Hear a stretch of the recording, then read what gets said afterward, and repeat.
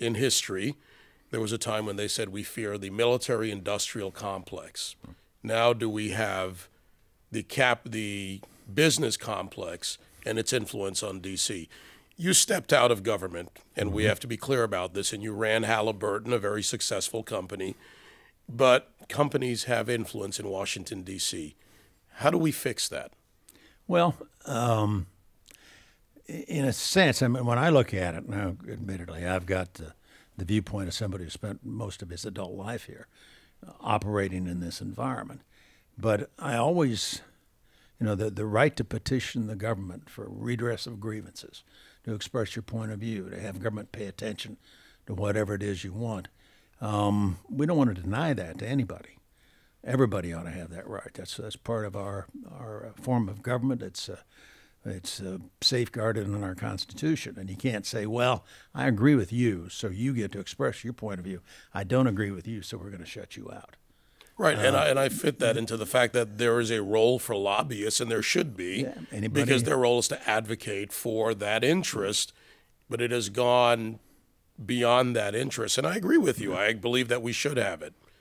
So is there too much now, and do we need to find a way through this? Well, let me walk at it another way, if I can. From Halliburton. Right. Halliburton's a big company. When I was running it, we did business in 130 countries around the world, had over 100,000 employees. The company started with one guy who went out and borrowed enough money to be able to buy 4 trucks. This is in a period right after World War I, back in about 1919, 1920. That's it. That was the whole, talk about a small business. That was a small business. And over the years then, over the next 75, 80 years, he built it into the world's, he wasn't there all that time, he died partway through, but it became the first or second largest energy services company in the world. That's an American story. That's good old American entrepreneurship. But at what point do you say, well, Halliburton, you're too big now, you don't get to wield your influence in Washington? See, I don't believe in that. You can't do that. I believe you're allowed to become as big as you can, as successful as you can, operating within the boundaries of good behavior. Yeah. And so it's we've got to be careful always. I'm always a little bit leery of the conspiracy theories. My problem is I look at a lot of corporate America. I think some people today, well, the crew, for example, that's out with Occupy Wall Street, they see that these are all bad guys. They disagree with them, and they don't like what they do and the way they operate. They think they've got an agenda they fundamentally disagree with. What I see lots of times when I look at that, given my background and my experience and so forth, is a group of people that I fundamentally disagree with on a lot of things. For example, in terms of where they wield their political influence. I mean, Barack Obama gets a heck of a lot more as a Democrat, heck of a lot more money from the Wall Street crowd than we Republicans do. The Democrats have raised $36.4 million in the last cycle so far from Wall Street, and then they decry it. Barney Frank, Fannie Mae, Freddie Mac, that's Wall Street money. And back to entrepreneurship. Venture capital, that comes from Wall Street. Money's raised to grow companies like Halliburton. Steve Jobs raised his money on Wall Street. Starts in business in his garage. $1,300 with College Wozniak. dropout. Yeah. So these are all great American stories. Are we, and in your experience, what I see missing is the procedures and due process involved in really regulating properly versus over-regulating, which I think we see coming out of the Obama administration, piling on Dodd-Frank, FinReg, constant EPA regulations. How do we get to a happy medium, a business medium that works for America? Well, the way I look at it is I start from the proposition that one of the really unique and distinguishing features of our civilization is our private sector, free enterprise economy.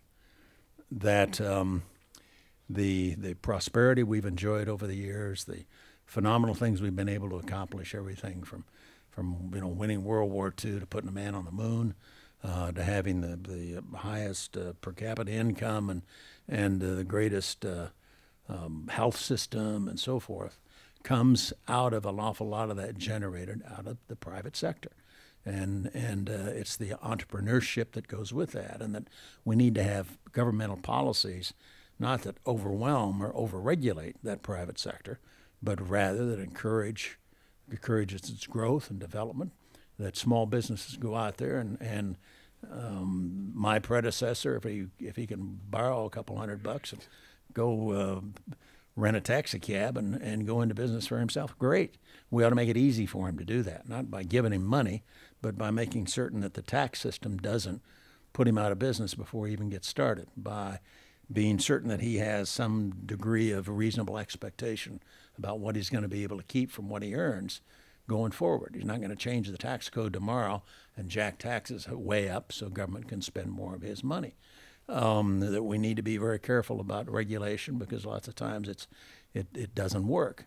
I had the experience early in my career, David, again I talk about it in the book. We had a thing called wage price controls in the Nixon administration. The Democratic Congress passed legislation giving the president the authority to control the wages, prices, and profits of every man, woman, and child in America.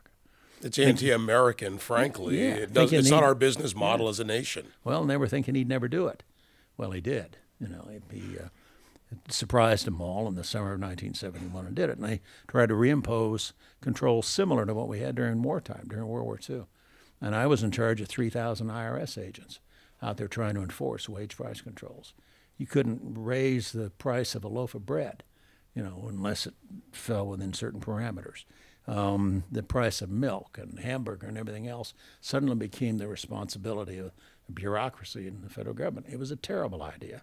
We eventually got out of it, but what you ended up with was a bureaucracy in Washington trying to substitute its judgment at the direction of the Congress and the president for what millions of Americans do out there every day all by themselves as free citizens. They pay what they want to pay for whatever it is they want. That's their choice. So it's not for government to get into that business. And so what I worry about very much is that we need to sort of reaffirm our basic fundamental commitment to that set of values and principles that recognizes that it's private citizens going about their lives on a regular basis, making those kinds of decisions in terms of whatever it is they want to do, that we need to support and sustain, and we need to keep government out of their hair.